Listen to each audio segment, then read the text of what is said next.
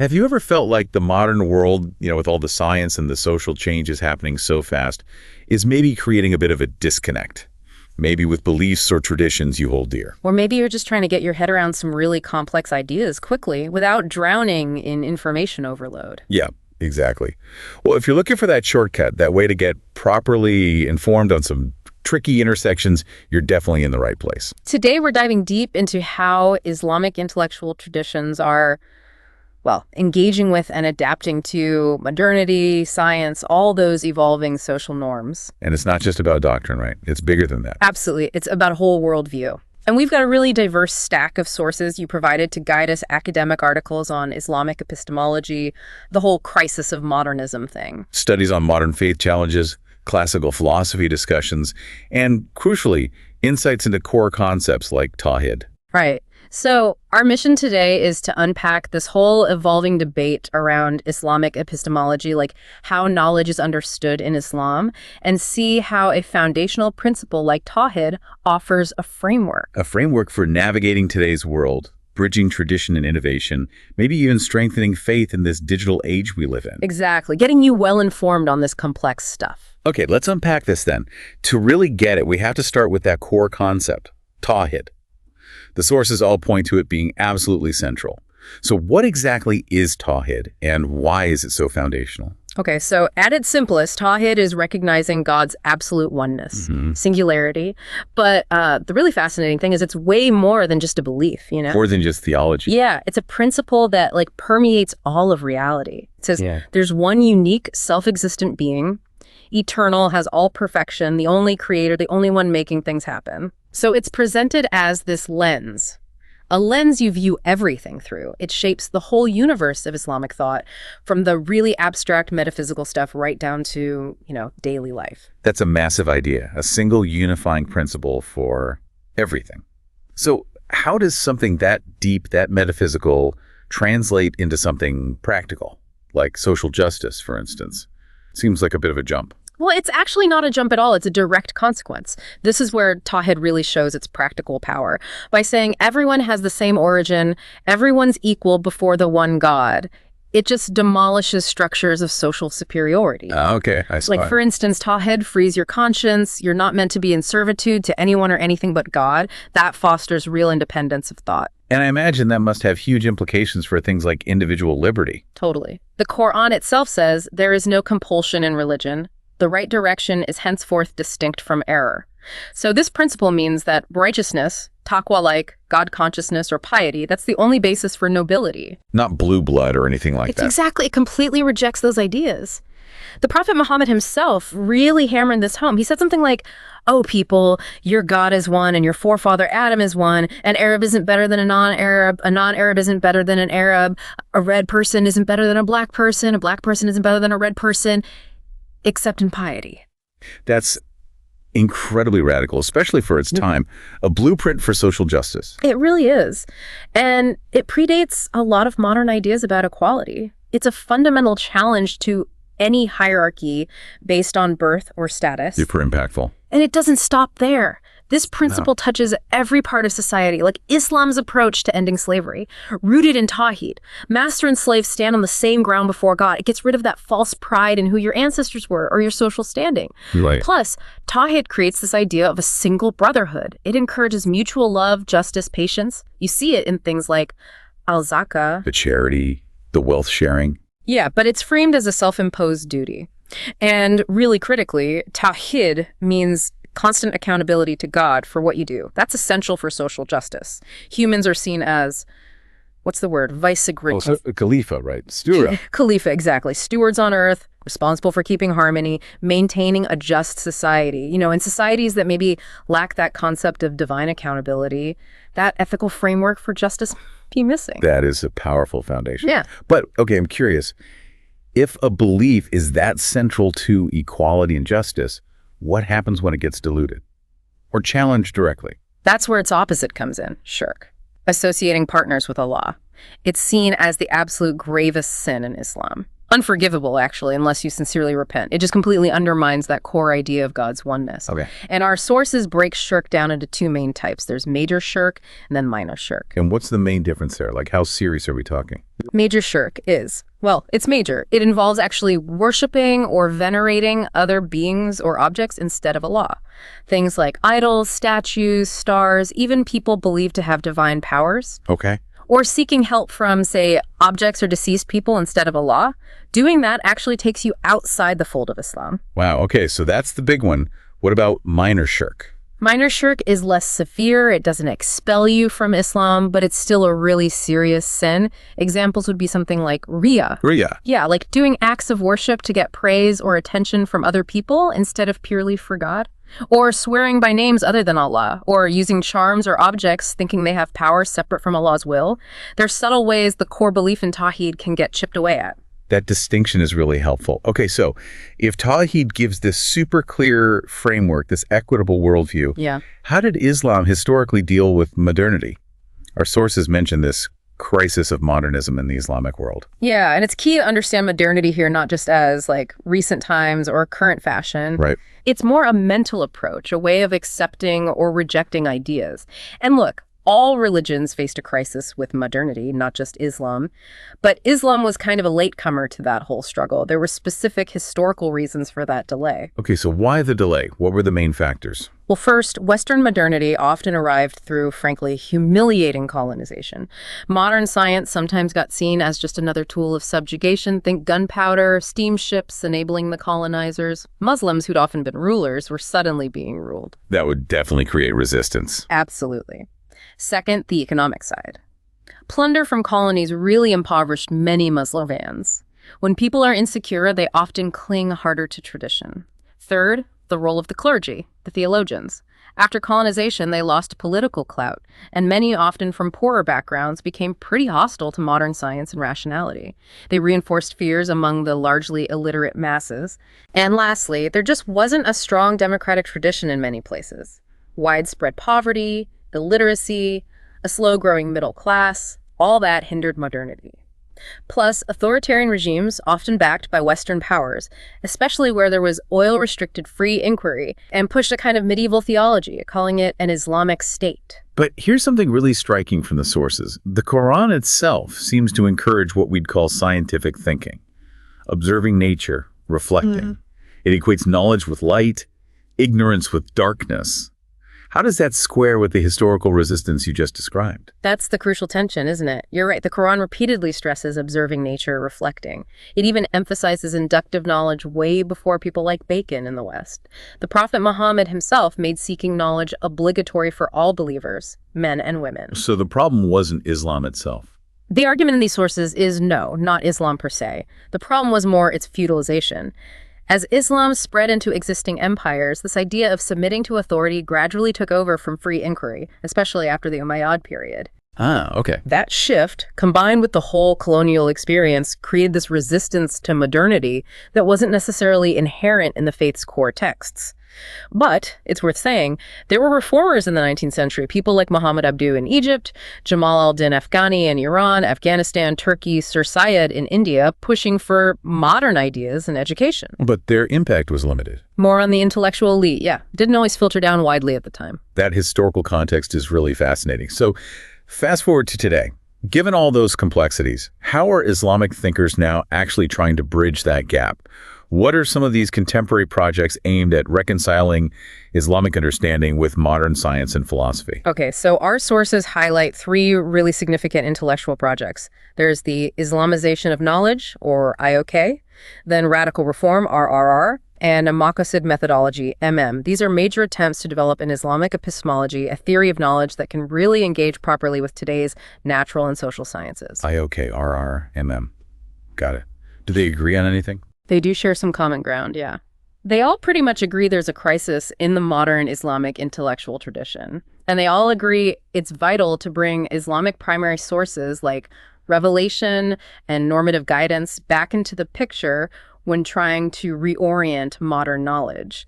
They each kind of see themselves as a fresh look at the primary texts, but in light of today's challenges. But you mentioned deep disagreements earlier. Where do they really differ? Can you give an example of where their visions for an Islamic way of knowing might clash? What's actually at stake? That's a great question because the disagreements are pretty central. So, for instance, while they all value revelation, they can have quite different views on the scope of reason and spirituality. Radical reform, for example, might push for a more direct engagement with the Quran and Sunnah, perhaps seeing some traditional interpretations or spiritual paths as less authoritative when they're rethinking modern knowledge. Okay, more direct. Yeah. Whereas the Islamization of knowledge movement, IOK, might focus more on systematically integrating modern disciplines into an existing Islamic framework, kind of reframing Western knowledge using Islamic concepts. I see. And Maqasid. Maqasid methodology focuses on the higher objectives or purposes, maqasid, of Islamic law. So they might prioritize practical outcomes, societal welfare, maybe reinterpreting certain rulings based on modern realities to achieve those underlying goals. So yeah, the clash is often about the hierarchy, the interplay between revelation, reason, and maybe intuition, and how you actually construct knowledge. That really clarifies the nuances. Okay, this leads to another big question. What's the role of spiritual belief, like Tawhid, when you're talking about science? Sayyid Hossein Nasri, a major Islamic philosopher mentioned in the sources, seems to have a strong take on this. He even talks about a sacred science. Yes. Sayyid Hossein Nasr, he has a very distinct perspective. He fundamentally rejects the purely mechanistic, positivist view of modern science, the view that denies a creator or any purpose behind the universe. He thinks that detaches the universe from God. For Nasr, the world is the embodiment of God's will. He fully affirms creation. So he's not anti-science, but anti-godless science. You could put it that way. He advocates for what he calls a sacred science, one that's rooted in the spiritual and metaphysical principles of traditional religions, especially Islam.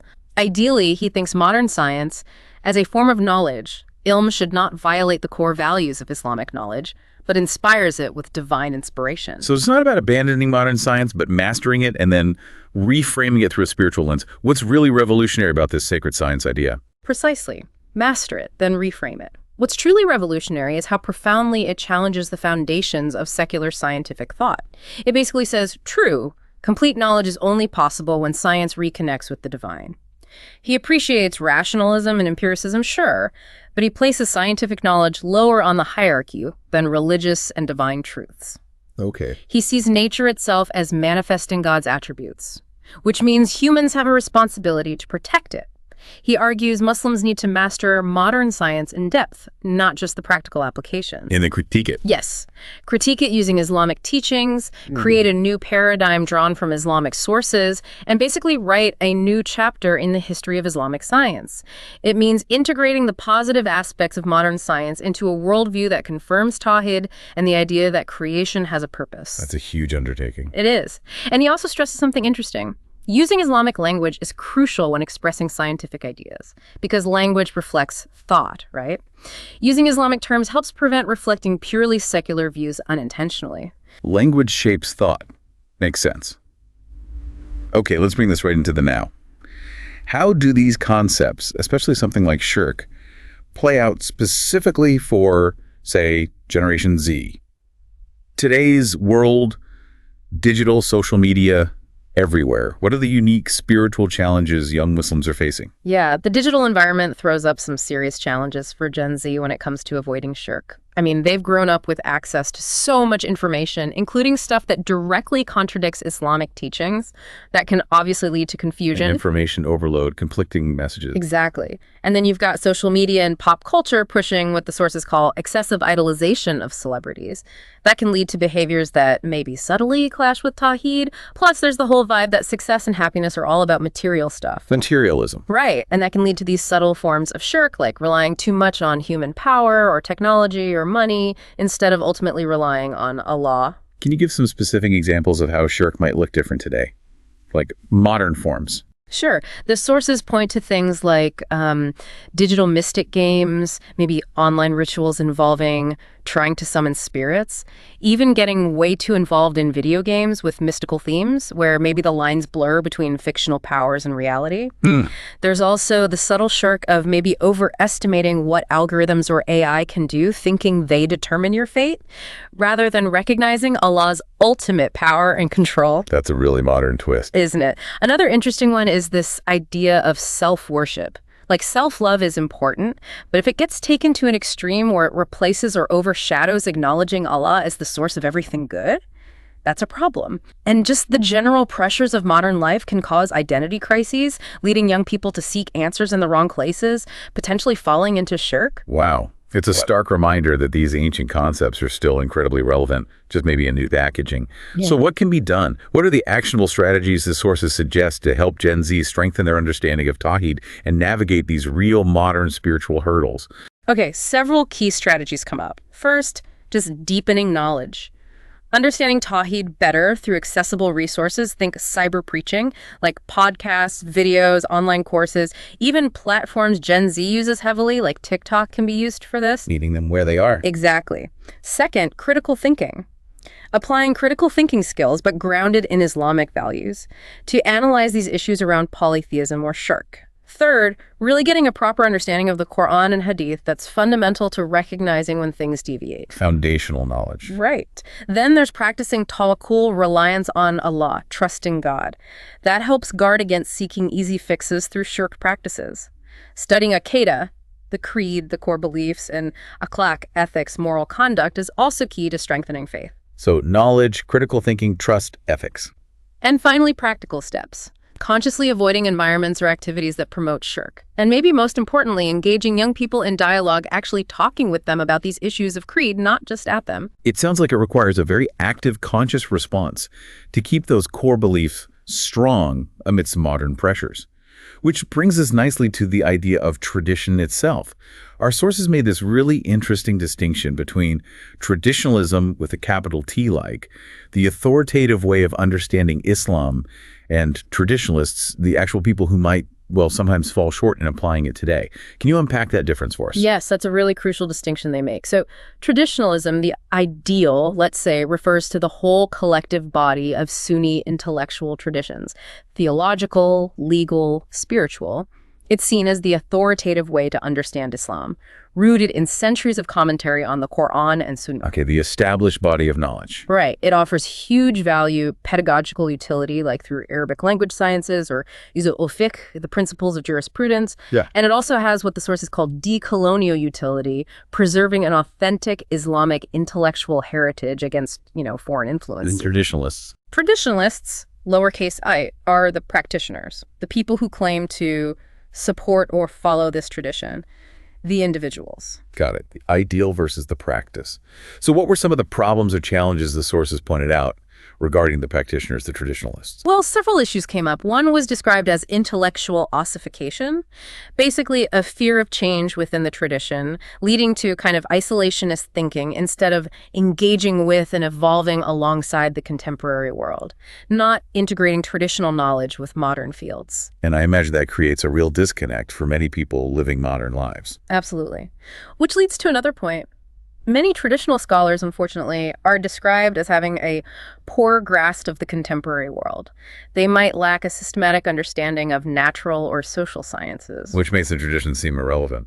Potentially, yeah. Makes it seem disconnected to educated Muslims trying to navigate today's world. It's quite a contrast to early Muslim scholars who were often polymaths, masters of many fields. Right. Any other issues? There was also mention of a poor grasp of politics, maybe naivete, leading some traditionalists to support problematic rulers, though many others resist, it's important to note. And sometimes an attitude problem, what one source called a takfirist attitude. Like being quick to declare other Muslims non-believers, being exclusionary, overly conservative in a rigid way, maybe condescending, which is really different from the humility and openness you see in the great early imams who debated fiercely but respectfully. So these problems point to a gap between the ideal of traditionalism and how it's sometimes practiced. So the takeaway isn't that the tradition itself is flawed, but maybe how it's being lived or applied needs to evolve. Is that the idea? That's exactly it. The sources argue these issues don't point to a flaw in traditionalism itself, but highlight a need for its true dynamic form to be better manifested by today's traditionalists. The conclusion seems clear. Tradition must keep evolving, and traditionalists must be part of that evolution. By consciously incorporating contemporary knowledge, epistemology, law, ethics, historical methods into their understanding, it means really mastering modern science and its philosophy, while also reviving Islamic science, natural philosophy, epistemology, and doing all this in an environment that allows for free debate and open experimentation. Wow. We have covered so much ground today, from Tawhid as this unifying principle for justice and knowledge, to Islam's history with modernity, the attempts to bridge that gap. The whole ongoing project of defining an Islamic epistemology. And then bringing it right up to date with the challenges and strategies for Gen Z trying to maintain faith in this digital age. Yeah, it really seems the path forward isn't about ditching the old or just blindly grabbing the new, but finding a really thoughtful, integrated way forward. And that leads us to a final, maybe provocative thought for you, the listener, to chew on. Our sources hinted that in some ways the Islamic world might still be in a feudal or semi-feudal era, lacking that thoroughgoing democratic revolution we've seen elsewhere. And noting how modern Western systems, like capitalism or communism, have frankly struggled to deliver true social justice for everyone. Right. So here's the question to mull over. How might a deeper, truly integrated understanding of Tawhid, that core principle of oneness and justice, combined with an evolved traditionalism, how might that be the catalyst? A catalyst not just for intellectual change, but for real systemic, societal transformation towards genuine social justice. Perhaps in a way those other systems haven't quite managed. It's something to think about. Remember, knowledge is a creative process, and free intellect, as one source put it, is a sine qua non, absolutely essential for it. What stood out to you from this deep dive today? How might these ideas reshape how you think about tradition, modernity, and the whole pursuit of knowledge?